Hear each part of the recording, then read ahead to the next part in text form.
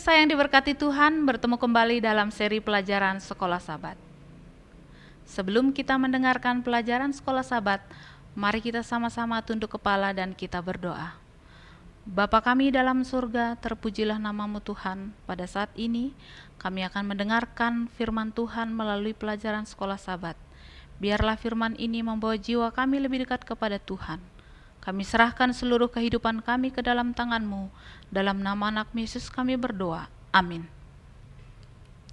Pelajaran Sekolah Sabat Kamis 16 Maret 2023, ketika tidak seorang pun dapat membeli dan menjual. Kitab suci melukiskan satu gambaran yang menyakitkan tentang dunia sebelum kedatangan Yesus yang kedua kali. Daniel berbicara tentang akan ada suatu waktu kesesakan yang besar, seperti yang belum pernah terjadi sejak ada bangsa-bangsa sampai pada waktu itu, terdapat di dalam Daniel 12 ayat 1. Mengingat beberapa masa yang paling sulit di masa lalu, apa yang dia maksudkan di sini pastilah sangat buruk.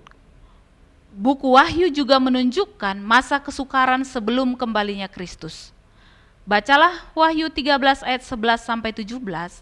Dan aku melihat seekor binatang keluar dari dalam bumi dan bertanduk dua, sama seperti anak domba, dan ia berbicara seperti seekor naga. Dan seluruh kuasa binatang yang pertama itu dijalankannya di depan matanya. Ia menyebabkan seluruh bumi dan semua penghuninya menyembah binatang yang pertama, yang luka parahnya telah sembuh. Dan ia mengadakan tanda-tanda yang dahsyat, bahkan ia menurunkan api dari langit ke bumi di depan mata semua orang. Ia menyesatkan mereka yang diam di bumi dengan tanda-tanda yang telah diberikan kepadanya untuk dilakukannya di depan mata binatang itu. Dan ia menyuruh mereka yang diam di bumi supaya mereka mendirikan patung untuk menghormati binatang yang luka oleh pedang, namun yang tetap hidup itu. Dan kepadanya diberikan kuasa untuk memberikan nyawa kepada patung binatang itu, sehingga patung binatang itu berbicara juga dan bertindak begitu rupa. Sehingga semua orang yang tidak menyembah patung binatang itu dibunuh, dan ia menyebabkan sehingga kepada semua orang, kecil atau besar, kaya atau miskin, merdeka atau hamba, diberi tanda pada tangan kanannya atau pada dahinya. Dan tidak seorang pun yang dapat membeli atau menjual selain daripada mereka yang memakai tanda itu, yaitu nama binatang itu dan bilangan namanya. Bagaimanakah masalahnya keuangan cocok dengan penganiayaan pada akhir zaman? Anda tidak dapat membeli atau menjual. Berapa banyak dari kehidupan kita sekarang berkisar pada membeli dan menjual? Pekerjaan kita adalah dalam arti tertentu menjual waktu dan keterampilan serta barang-barang kita kepada mereka yang ingin membelinya. Tidak dapat membeli atau menjual semua berarti tidak dapat berfungsi dalam masyarakat. Tekanan pada mereka yang tetap setia akan sangat besar.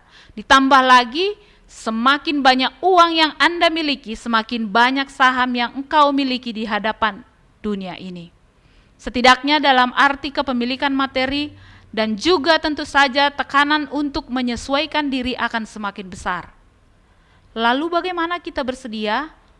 Kita bersedia sekarang oleh memastikan melalui kasih karunia Allah, bahwa kita bukan hamba dari uang kita untuk perkara dunia.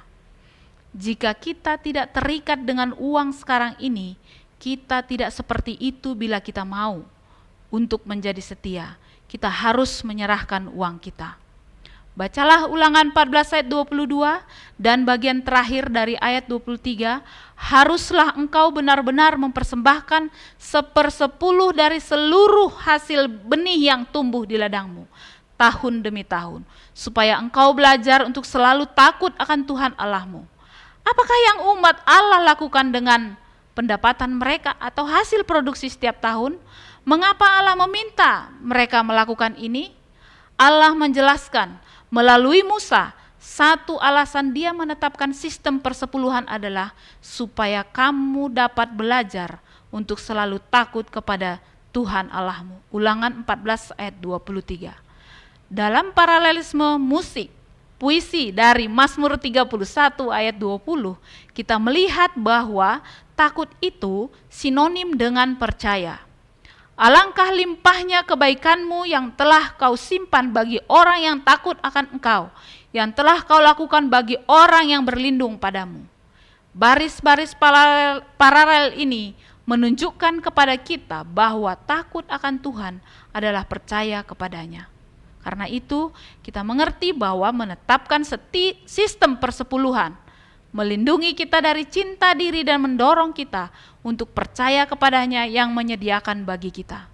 Sementara menjadi setia dalam persepuluhan tidak menjamin bahwa umat pasti tetap setia di akhir. Mereka yang tidak setia dalam persepuluhan pastilah menetapkan diri mereka bersalah. Tuhan memberkati.